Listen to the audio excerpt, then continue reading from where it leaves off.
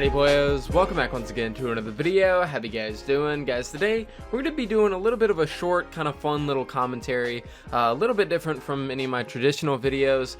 Today I actually was planning on doing a Candy Corn LMG re-review, and I even had the whole like thumbnail made for it and stuff. Too Long Didn't Read, it's a pretty underrated LMG and it's actually really good. But I decided not to do it because I've already made tons of videos on the Candy Corn LMG and I just don't want to beat a dead horse at this point. But I did see something very interesting on the Save the World Reddit, and we're going to be talking about that today.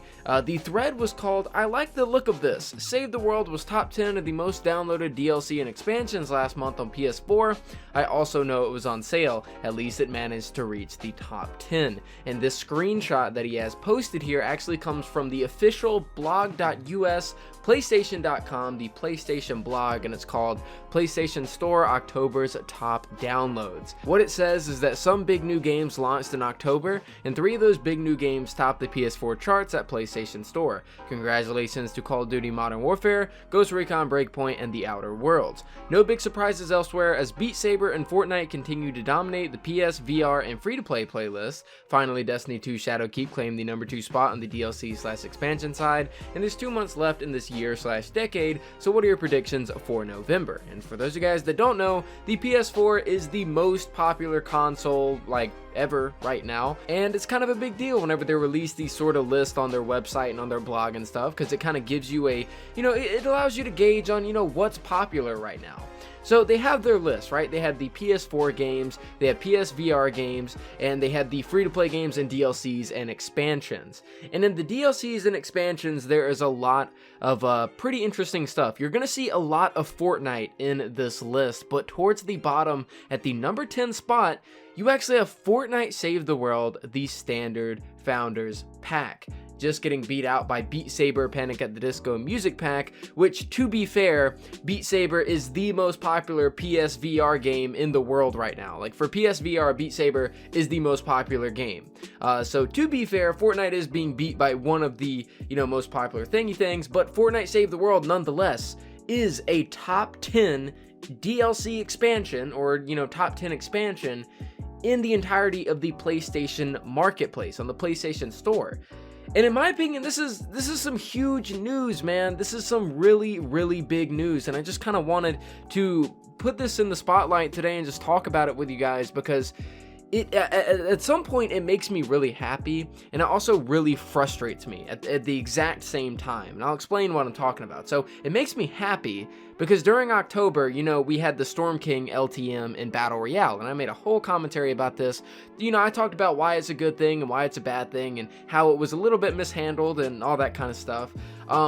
A pretty controversial video, but that was a huge thing at the time, and so that was something that definitely kind of pushed Save the World out there, because people know that the Storm King comes from Save the World. Save the World also being half off, so it's $20, really did help with its sale, and allowed it to get into the top 10 of all expansions, for the month of October. It's really cool. You had this, Storm King thing, which promoted it, as well as the half off. And so that's the really good thing. A lot of new people ended up buying Save the World. Whether it was for V-Bucks or not, it's a good thing. I know if you were to take a look at yourself right now and ask yourself, did I buy Save the World for the V-Bucks only? And I guarantee about 90% of you guys are going to say, yes, that's why I bought Save the World to begin with. And, it's not a bad thing if these players bought Save the World just for the V-Bucks, because chances are later down the line, they might actually end up falling in love with this game. And that's what, we all really want. But there is a side of me that gets frustrated whenever I see this kind of stuff, because Save the World being in the top 10 expansions of the month of October just goes to show and prove every person's point in the community that if Save the World were a properly developed and a properly handled project, that it could be as big as games like Warframe, because there is a market for stuff like this. Free-to-play, PvE, looter-shooter-esque games that are easy to get into and play with friends are a huge thing. It's a huge market right now, Imagine if games like Borderlands 3 were free to play and they were kind of a, getting updated every once in a while type deal with, just like Save the World, right?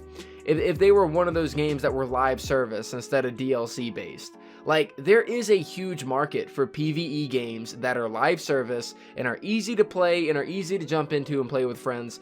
And this just proves it. Fortnite Save the World could easily be one of those games that could compete with the likes of Warframe if Epic Games were to properly budget their team and, help develop this game mode. And this, hopefully, this news is, the main thing that excites me is that I really hope that the Save the World, not the Save the World executives, but the Epic Games executives, the people that are in charge of the Save the World team's budget and how many employees they get and how much development time, the mode gets, I hope they see this and they're like, yo, if we actually were to put some time into this game mode, we could actually turn a profit and we could make this thing super popular like we did with Battle Royale.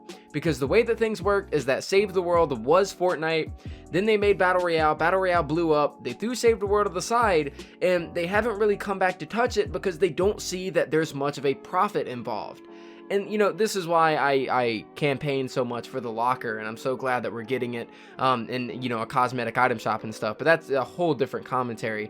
But the executives, the people that run the company, Epic Games, the only time that they are going to give Save the World the proper development it needs is when they see money, because businesses speak money. They do not speak English, they do not speak passion, they only speak dollar signs. And I'm really hoping that this DLC and expansions list coming from Sony, from PlayStation, can show some of the people at the company like, hey, Save the World has some people interested in it.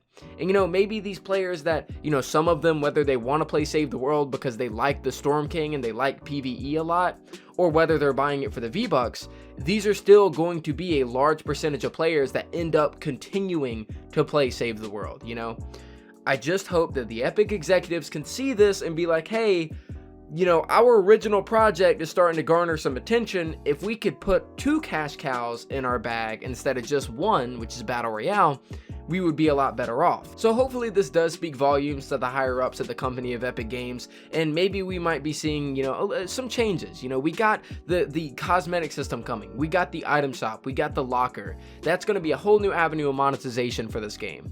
On top of this thing selling so well in the month of October, who knows what we could see. But all I know at the end of the day is that the way that business works is that money talks and nothing else. If they see that, Save the World is turning a big profit, they might actually start to change a few things. And, in all honesty, we've kind of seen that so far with this season. If Epic Games is able to deliver on Dungeons and deliver on the Locker and deliver on the Mythic Storm King, Save the World's literally going to be seeing some of the best content it has ever seen in its history. So we're already seeing an up in quality for this game, but this is some really good news not only for the community as a whole, but hopefully for how Epic Games continues to handle this project. But let me know what you guys think down in the comments down below. I just figured I'd do this fun little commentary topic. I mean, it's 5 in the morning right now, and this video is going up like literally an hour after I get done recording this because I gotta go edit it. I just stayed up all night and I was thinking about it, and I'm like, this would be a cool video. So I hope you guys did enjoy. Make sure to leave a like on the video if you did like it, dislike it if you did not, subscribe if you do. I make videos like this almost every single day. Thank you for watching, and I'll see you guys next time.